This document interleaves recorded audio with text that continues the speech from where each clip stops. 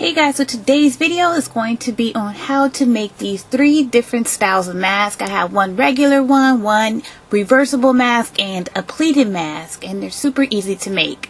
So some of the materials that you're going to need for this tutorial is 100% cotton fabric, which is really great and breathable for these type of masks, scissors, thread, needles, elastic, sewing pins or binding clips, and a sewing machine, which is optional. You can actually sew these masks by hand, but they'll take a little longer.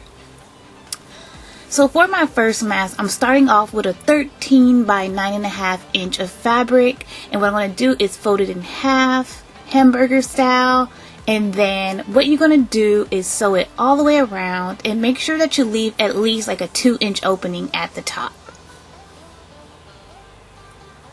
Once you do that, you want to start clipping the corners, and then you're going to flip it inside out. Once you have flipped it inside out, what you're going to do next is top stitch around the edges, and just like my photo on the top right, now I'm going to take my tailor chalk and make 6 markings, because that's where we're going to make our pleats. Each marking was a little bit less than an inch, and then I'm going to use my binding clips and use it to hold those ends into place, because we're going to top stitch on top of the pleats to make them permanent. Once you're done, it should look like this, and I'm going to fold the ends over and use my binding clips to hold them into place and insert in the elastic. The elastic I use, you can get it at Hobby Lobby, Michael's, or even Joann's. I'm using a loop turner, and I insert the elastic and tighten in a knot, and I am pretty much done for the first look of this mask. So this is the finished look. For the second mask, I have a pattern that I'm going to leave a link down below. You can use any type of elastic you want, so I have a different elastic for this look.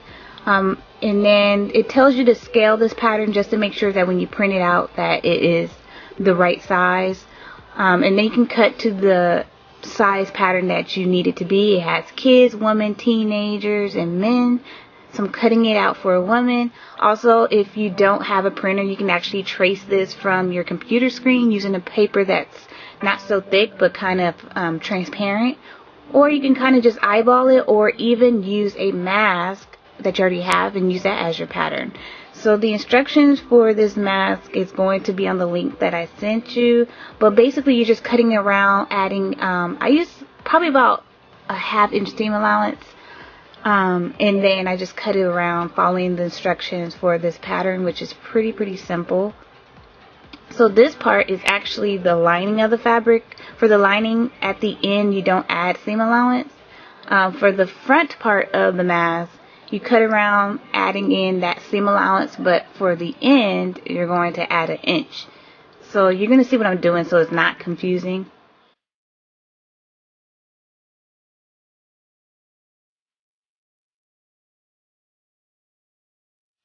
So you see how I said like at the end you're going to add that 1 inch, because that's the part that you're going to fold in to add the elastic.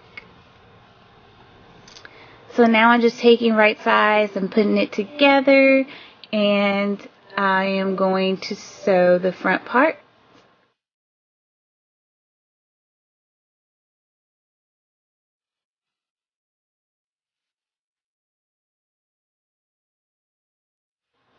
And when you're done, it should look like this in the front. And I'm going to top stitch, so that is optional. You don't have to top stitch, but top stitching makes the mask, in my opinion, look a lot neater and professional, and it's cute. So next, after you have sewed the front pieces and the lining, you're just going to pin them right sides together, and then sew all the way around from the top and the bottom.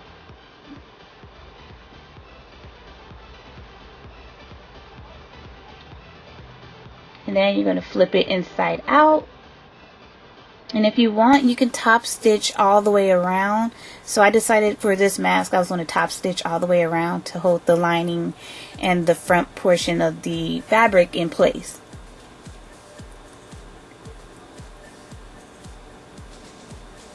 Next, you're just going to fold those end over and sew on top, because this is the part where we're going to put the elastic in.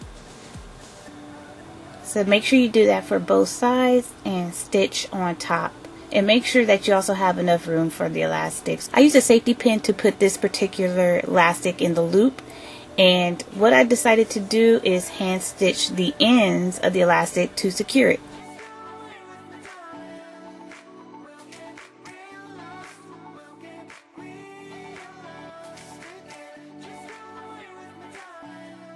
So once you have done that, you are pretty much done, and this is how my face mask came out. I actually really love it because it's the same fabric as my head wrap, which I've been wearing a lot lately as a protective style. So that is my final look. So for the last mask, it's probably one of my favorite out of the bunch because it is a reversible mask. So you're pretty much following the steps from the last tutorial, putting right sides together, and then after you do that, what I like to do is snip the ends just so that the edges are laid flat. You want to flip it inside out, and then it's going to look like this. For the ends, you're just going to tuck it in, so it is a little different as far as the end of your mask. So just tuck it in, and you can top stitch if you want, and then you're going to fold it in and top stitch so you can insert the elastic.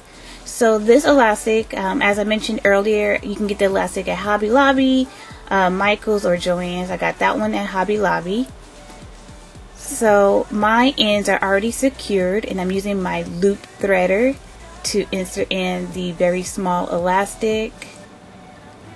And just like the last mask, I am going to take the ends and tie them in a knot. And what I like to do is take the knot part of the elastic and tuck it in the mask so you don't see it, and so it looks nice and clean, and that is the finished look.